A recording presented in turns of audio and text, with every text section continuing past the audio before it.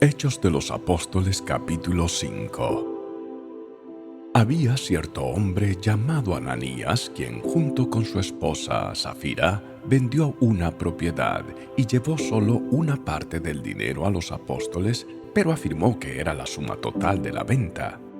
Con el consentimiento de su esposa, se quedó con el resto. Entonces Pedro le dijo: Ananías, ¿por qué has permitido que Satanás llenara tu corazón?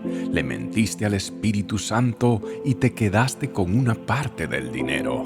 La decisión de vender o no la propiedad fue tuya, y después de venderla, el dinero también era tuyo para regalarlo o no. ¿Cómo pudiste hacer algo así?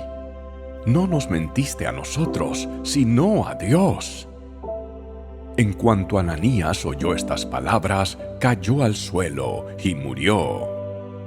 Todos los que se enteraron de lo sucedido quedaron aterrados. Después unos muchachos se levantaron, lo envolvieron en una sábana, lo sacaron y lo enterraron.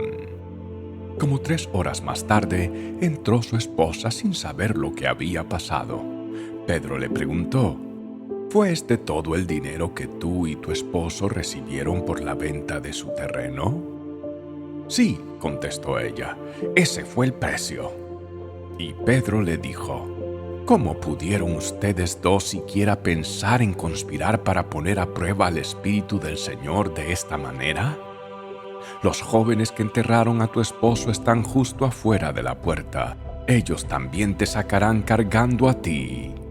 Al instante, ella cayó al suelo y murió. Cuando los jóvenes entraron y vieron que estaba muerta, la sacaron y la enterraron al lado de su esposo. Gran temor se apoderó de toda la iglesia y de todos los que oyeron lo que había sucedido. Los apóstoles hacían muchas señales milagrosas y maravillas entre la gente. Y todos los creyentes se reunían con frecuencia en el templo, en el área conocida como el Pórtico de Salomón. Pero nadie más se atrevía a unirse a ellos, aunque toda la gente los tenía en alta estima. Sin embargo, cada vez más personas, multitudes de hombres y mujeres, creían y se acercaban al Señor. Como resultado del trabajo de los apóstoles, la gente sacaba a los enfermos a las calles en camas y camillas para que la sombra de Pedro cayera sobre alguno de ellos cuando él pasaba. Multitudes llegaban desde las aldeas que rodeaban a Jerusalén y llevaban a sus enfermos y a los que estaban poseídos por espíritus malignos, y todos eran sanados. El sumo sacerdote y sus funcionarios, que eran saduceos, se llenaron de envidia. Arrestaron a los apóstoles y los metieron en la cárcel pública. Pero un ángel del Señor llegó de noche, abrió las puertas de la cárcel y los sacó. Luego les dijo: Vayan al templo y denle a la gente este mensaje de vida. Así que al amanecer los apóstoles entraron en el templo como se les había dicho y comenzaron a enseñar de inmediato. Cuando llegaron el sumo sacerdote y sus funcionarios, convocaron al Concilio Supremo, es decir, a toda la asamblea de los ancianos de Israel. Luego mandaron a sacar a los apóstoles de la cárcel para llevarlos a juicio. Pero cuando los guardias del templo llegaron a la cárcel, los hombres ya no estaban. Entonces regresaron al concilio y dieron el siguiente informe: La cárcel estaba bien cerrada, los guardias estaban afuera en sus puestos, pero cuando abrimos las puertas, no había nadie. Cuando el capitán de la guardia del templo y los sacerdotes principales oyeron esto, quedaron perplejos y se preguntaban en qué iba a terminar todo el asunto. Entonces alguien llegó con noticias sorprendentes: Los hombres que ustedes metieron en la cárcel están en el templo enseñando a la gente. El capitán fue con los guardias del templo y arrestó a los apóstoles, pero sin violencia, porque tenían miedo de que la gente los apedreara.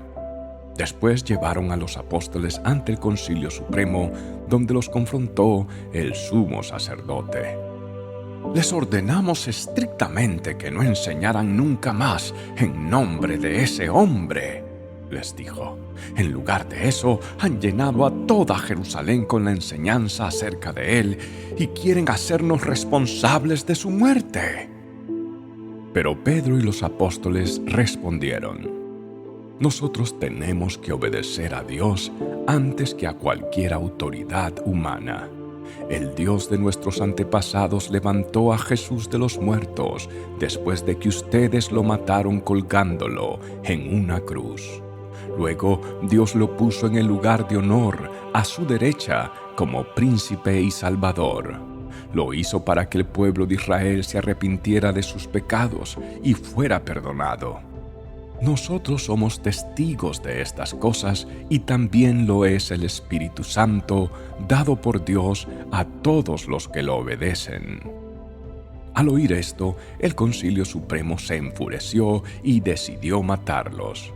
Pero uno de los miembros, un fariseo llamado Gamaliel, experto en la ley religiosa y respetado por toda la gente, se puso de pie y ordenó que sacaran de la sala del concilio a los apóstoles por un momento. Entonces les dijo a sus colegas: «Hombres de Israel, tengan cuidado con lo que piensan hacerles a estos hombres». Hace algún tiempo hubo un tal Teudas quien fingía ser alguien importante. Unas 400 personas se le unieron, pero a él lo mataron y todos sus seguidores se fueron cada cual por su camino. Todo el movimiento se redujo a nada. Después de él, en el tiempo en que se llevó a cabo el censo, apareció un tal Judas de Galilea. Logró que gente lo siguiera, pero a él también lo mataron y todos sus seguidores se dispersaron. Así que mi consejo es que dejen a esos hombres en paz, pónganlos en libertad. Si ellos están planeando y actuando por sí solos, pronto su movimiento caerá. Pero si es de Dios, ustedes no podrán detenerlos. Tal vez hasta se encuentren peleando contra Dios. Los otros miembros aceptaron su consejo. Llamaron a los apóstoles y mandaron que los azotaran. Luego les ordenaron que nunca más hablaran en el nombre de Jesús y los pusieron en libertad.